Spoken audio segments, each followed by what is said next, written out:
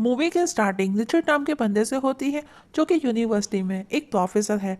Doctor Richard को बताता है उसे लंग कैंसर है जो कि 4th स्टेज पर है। डिस्टर्ब रिचर्ड चुपचाप डॉक्टर की बातें सुनने के बाद में पूछता है उसके पास में कितना समय बचा है। डॉक्टर बताता है कैंसर पूरे शरीर में फैल चुका है और उसके पास में 6 महीने का समय है और अगर वो पेनफुल ट्रीटमेंट को बर्दाश्त करता है या करवाता है तो वो 12 से 18 महीने तक रह सकता है। रिचर्ड इस सब से बुरी तरह से डिस्टर्ब हो जाता है। डॉक्टर उसे ये बात अपनी फैमिली के साथ में शेयर करने का बोलता है।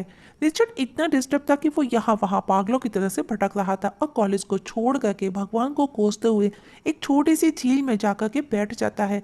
हालांकि रिचर्ड कम्युनिस्ट आइडियोलॉजी को फॉलो करने वाला बंदा था, पर सिचुएशन ने उसे भगवान की तरफ मोड़ दिया था। उसकी फैमिली में उसकी वाइफ वेरोनिका, उसकी बेटी ओलिविया, उसकी फैमिली भी बिखरी बिखरी सी थी। अब वो शांत बनकर फैमिली को सब सच बताने के मन से अपने घर पहुंचता है जिससे कि वो लोग बुरा समय आने से पहले तैयार रहें। तीनों डिनर टेबल पर बैठे हैं। रिचर्ड काफी शांत है। अब रिचर्ड कहता है कि वो कुछ कहना चाहता है, तभी ओलिविया इंटरफेयर करते हुए बोलती है कि वो होम्यो है और उसकी एक गर्लफ्रेंड भी है। इससे रिचर्ड को कोई फर्क नहीं पड़ता, वो काफी ओपन माइंड है, वो इस बात को बहुत ही नॉर्मल लेता है। लेकिन उसकी वाइफ वेरोनिका इस बात पर हंस रही थी और अब वो अपनी बेटी ओलिविया को समझाती है कि ये टीनेज का एक फेज है जो कि जल्दी ही गुजर जाएगा। पर ओलिविया को वेरोनिका पर गुस्सा आता है तो वो वहां से उठ करके चली जाती है क्योंकि उसे फैमिली सपोर्ट चाहिए था, पर वो नहीं मिला। अब वेरोनिका को भी कुछ कहना था। वेरोनिका बताती है कि उसका और उसके बॉस हेनरी राइट का अफेयर चल रहा है। हेनरी जो कि उसी यूनिवर्सिटी का डीन है जहाँ पर रिचर्ड लेक्चरर है। रिचर्ड को हंसी आ जाती है और वो उसे बोलता है तुम कितने टेस्टलेस हो, और कहता है तुमको अपने टेस्ट में जरा सा तो टेस्ट रखना था, तुम कितने टेस्टलेस हो। और बताता है जिसको तुम अपना बॉयफ्रेंड बता रही हो उसको 3 टेस्टिकल्स हैं। ये सुनकर के वेरोनिका को गुस्सा आया और वो भी वहां से बड़बड़ाते हुए उठ करके चली जाती है। अब रिचर्ड बेचारा अकेला बैठा रह गया था। जो वो बताने आया था अपना दुख दर्द हल्का करने, वो ना बता सका। उसके मन के मन में रह गया। उसे लगा उसके आखिरी दिन अच्छे से जिएगा, लेकिन ऐसा कुछ नहीं हुआ। नेक्स्ट डे रिचर्ड क्लास में पहुंचता है और आज वो अपने डेली रूटीन से हट करके बिहेव कर रहा था क्योंकि उसने आपसे अपने तरीके से अपने लाइफ को जीने का डिसाइड कर लिया था। आज वो स्टूडेंट को पढ़ाता नहीं बल्कि वो उनसे कहता है, वो अपने क्लास के पहले उन स्टूडेंट्स को क्लास छोड़ने का बोलता है जो सिर्फ टाइम पास करना चाहते हैं, जो सिर्फ ग्रेड लेना चाहते हैं, जो दोस्ताना निभाने आए हैं। रिचर्ड के ये बोलते ही आधे से ज्यादा क्लास खाली हो जाती है और 2-4 जो बचे थे उनको रिचर्ड का ये रवैया बहुत अच्छा लगा था और रिचर्ड के इस रूप को देख करके वो सभी सरप्राइज भी थे। अब रिचर्ड कहता है वो उन मिसअंडरस्टैंडिंग को दूर करना चाहता है जो लोगों ने अपने मन में बिठा ली है, और इस सेमेस्टर में तुम सबको एक बुक को रीड करना है जिसके बाद तुमको अपने क्लासमेट को डिटेल में बताना होगा कि उस बुक को पढ़ने के बाद में उन्हें कैसा फील हुआ, उसमें क्या था। अपनी स्पीच को फिनिश करने के बाद में वो स्टूडेंट से पूछता है क्या उनके पास में जुआना है, और अगर नहीं तो क्या कोई किसी को जानता है जो सेल करता है। क्लास के बाद में रिचर्ड अपने बेस्ट फ्रेंड पीटर के पास जाता है और छुट्टी मांगता है। पीटर मना करता है, पर जब उसने उसे अपनी बीमारी के बारे में बताया पीटर इमोशनल हो जाता है। अब पीटर कहता है कि वो उसकी छुट्टियों के लिए पूरी कोशिश करेगा। वही वेरोनिका हेनरी के साथ में इंटीमेट हो रही होती है। अब घर जाकर के रिचर्ड वेरोनिका के साथ में ड्रिंक करते हुए कहता है ये जाम मेरी बीवी की बेवफाई के नाम। रिचर्ड अब अलग अलग रह रहा था और अलग अलग तरह का नशा भी करने लगा था। रिचर्ड अपनी वाइफ को कहता है उसे उसके अफेयर से कोई प्रॉब्लम नहीं है, लेकिन अपनी बेटी के लिए हम दोनों को साथ रहना होगा और अब हमारे बीच जो भी था सब खत्म हो चुका है। अब हम दोनों फ्री हैं, जिसे जो करना है वो कर सकता है, पर अपनी बेटी के लिए उनको अभी भी साथ रहना है। कुछ ही देर बाद में ओलिविया अपनी गर्लफ्रेंड टेलर के साथ में घर लौटती है। उसको अपने पेरेंट्स की आवाजें आती हैं। जब वो अंदर जाकर के देखती है तो उसके पेरेंट्स नर्सरी में थे और वेरोनिका पागलों के जैसे हंस रही थी। वेरोनिका उन दोनों को भी ज्वाइन करने का बोलती है और टायलर से भी अच्छे से बात करती है। ओलिविया को ये सब अच्छा नहीं लगा, वो वहां से चली गई। अब वो दोनों सीरियस बातें करने लगे थे। वेरोनिका अपनी मैरिड लाइफ के बारे में पूछती है तो रिचर्ड जवाब देता है हमारा रिश्ता खोखला था, बिल्कुल एक बांस की तरह। रात को वेरोनिका रिचर्ड को थैंक्स कहती है क्योंकि रिचर्ड की वजह से ही उसने ओलिविया और टायलर की रिलेशनशिप एक्सेप्ट करने के लिए वो इंस्पायर भी हुई थी। नेक्स्ट डे क्लास में रिचर्ड स्मोकिंग करते हुए अपने स्टूडेंट्स को अपना अपना इंट्रोडक्शन देने का बोलता है, जिसमें क्लेयर नाम की एक स्टूडेंट हेनरी राइट की भतीजी थी। अब रिचर्ड सभी स्टूडेंट्स को बार में लेकर के जाता है और अपने सभी स्टूडेंट्स को कहता है, सबको अपनी लाइफ को खुल के जीना चाहिए, हम लाइफ को जीते क्यों नहीं, क्यों एडजस्ट करते हैं। तभी वहां पर एक वेट्रेस आती है, रिचर्ड उसके साथ उसके पीछे जाता है और दोनों इंटीमेट होते हैं। मतलब कि अब रिचर्ड अपनी लाइफ को अपने तरीके से जीने लगा था, उसे किसी भी चीज़ से कोई फर्क नहीं पड़ता।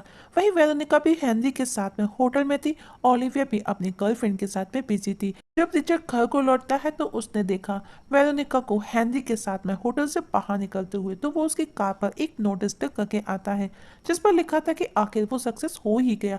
अब रिचर्ड स्टूडेंट को क्लास से बाहर बढ़ाता है, जिसमें उसके स्टूडेंट उस पढ़ी बुक को एक्सप्लेन कर रही थी, जिसे देख करके ऐसा लग रहा था मानो वो कितनी खुश है।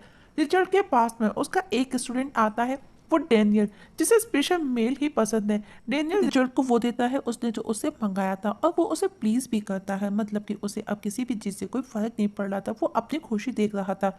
रिचर्ड अब वही कर रहा था जो उसका मन कहता है। वही कॉलेज में हेनरी राइट वेरोनिका द्वारा डिजाइन किया गया आर्ट का इनोग्रेट करता है। इनोग्रेशन के बाद में रिचर्ड और ओलिविया साथ में बैठी बातें करती है, तो रिचर्ड को वो पूछती है कि वो और उसकी मदर अभी भी साथ क्यों रह रहे हैं, जिस पर रिचर्ड कहता है, लाइफ में बार बार ऐसा समय आता है तब हमें किसी की तो जरूरत होती है ना, ब्लेम करने के लिए। अब रिचर्ड उसके और टाइलर के रिलेशन के बारे में पूछता है। ओलिविया बताती है कि वो दोनों एक दूसरे के प्यार में हैं। रात को रिचर्ड वेरोनिका से कहता है कि उन दोनों को अपनी बेटी को फेवर करना होगा ताकि वो खुश रहे अपनी लाइफ में। अब रिचर्ड ने धूप में ही क्लास लेना स्टार्ट कर दिया था, साथ ही हर बुरी आदत भी शुरू कर दी थी, मतलब कि वो अपनी लाइफ को अपनी मर्जी से स्पेंड करने लगा था। हेनरी पीटर के साथ में जब वहां से गुजरता है तो वो उसे देख लेता है और गुस्सा करता है। पीटर को भी अपने दोस्त को इस सिचुएशन में देखना अच्छा नहीं लगता। पीटर रिचर्ड एक बार में बैठे ड्रिंक कर रहे थे। पीटर अपने बेस्ट फ्रेंड रिचर्ड को खोने के डर से रोने लगता है। तभी वहां पर हेनरी की भतीजी क्लेयर वहां आ जाती है। पीटर ओवर ड्रिंक कर लेता है तो वो दोनों उसे कैब से घर भेज देते हैं। अब रिचर्ड से क्लेयर उसके चेंज बिहेवियर के बारे में पूछती है, तो वो उसे बता देता है कि उसे कैंसर है, वो अब अपनी मर्जी से लाइफ को जी रहा है। क्लेयर रिचर्ड के साथ में डांस करती है और डांस करते करते रिचर्ड अचानक से गिर जाता है और उसे हॉस्पिटल में एडमिट कराया जाता है। पीटर भी उसे मिलने आता है। रिचर्ड को अब हॉस्पिटल में रहना था, पर वो घर चला जाता है। अब उसकी बीमारी का असर उस पर होने लगा था। रिचर्ड अब भी अपनी वाइफ और बेटी को कुछ नहीं बताता। कुछ दिनों बाद में हेनरी ने रिचर्ड को अपने ऑफिस बुलाया। वो उससे कुछ कहता उससे पहले रिचर्ड हेनरी को वेरोनिका को लेकर के इंसल्ट कर देता है, क्योंकि अगर उसके अफेयर की बात किसी को पता चली तो उसकी पोस्ट जा सकती है। अब रिचर्ड की कंडीशन डे बाय डे बिगड़ने लगी थी, वो और ज़्यादा बीमार हो रहा था। एक दिन रिचर्ड अपनी फैमिली के साथ पीटर के घर उसकी वाइफ के बर्थडे सेलिब्रेशन में जाता है, जहां पर ओलिविया रिचर्ड की कफ में ब्लड देखती है। वो उसे पूछती है कि सब ठीक है ना। रिचर्ड भी यही आंसर देता है। रात को वेरोनिका भी उससे कुछ पूछना चाहती, पर रिचर्ड चुप था। और नेक्स्ट डे रिचर्ड अपनी लास्ट क्लास लेता है और स्टूडेंट को समझाता है अपनी रेस्पॉन्सिबिलिटीज को पूरा करना, और कहता है माना कि लाइफ मुश्किल है पर डिट का सामना करना ही जिंदगी है, अपनी लाइफ को यूं ही वेस्ट नहीं करना, लाइफ के हर एक पल को फुल एंजॉय करना। रिचर्ड फर्स्ट पर इतना बोलते ही गिर जाता है। पीटर उसे चर्च लेकर के आया। रिचर्ड उसे बताता है उसको इससे बहुत दर्द होता है। ये सुनकर के पीटर बहुत रोता है कि उसका दोस्त उसे छोड़ करके जाने वाला है। रात को रिचर्ड घर पर शांत बैठा है। ओलिविया आकर के बताती है कि आज रात वो अपनी गर्लफ्रेंड के साथ बाहर जा रही है। रिचर्ड अपनी बेटी को खुश देख करके खुश था। कुछ दिनों के बाद में हेनरी ने एक क्वार्टर पार्टी रखी थी, जिसमें रिचर्ड भी अपनी वाइफ वेरोनिका के साथ आया था, और हेनरी रिचर्ड के सामने ही उसकी वाइफ वेरोनिका को वेलकम किस करता है। तो रिचर्ड भी इसके बदले भी उसी के सामने हेनरी की वाइफ को फ्रेंच किस करता है। हेनरी भी चुपचाप खड़ा देखता है। अब हेनरी स्पीच देता है, जिसके अगेंस्ट रिचर्ड भी स्पीच देता है और हेनरी के अफेयर के बारे में भी बताने लगता है, और उसकी स्पीच हर किसी को अट्रैक्ट करती है। और वो ये बात भी बता देता है कि उसे कैंसर है और वो लास्ट स्टेज पर है। और अब जाने से पहले वेरोनिका को किस करता है। वेरोनिका उसे पूछती है वो कहाँ जाएगा। रिचर्ड बताता है ऐसी जगह जिसका रास्ता घर तक ना जाता हो। इसके बाद वो घर जाकर के ओलिविया से बैठ करके कुछ देर बातें करता है और उसे बताता है कि वो ला इलाज की बीमारी से सफर कर रहा है। ओलिविया रोते हुए उसे गले से लगा लेती है। अब रिचर्ड गुड बाय बोल करके वहां से चला जाता है एक अनजान रास्ते पर, जिसका रास्ता कभी भी खत्म ना हो। अब इसी के साथ हमारी आज की मूवी की एक्सप्लेनेशन खत्म हो जाती है।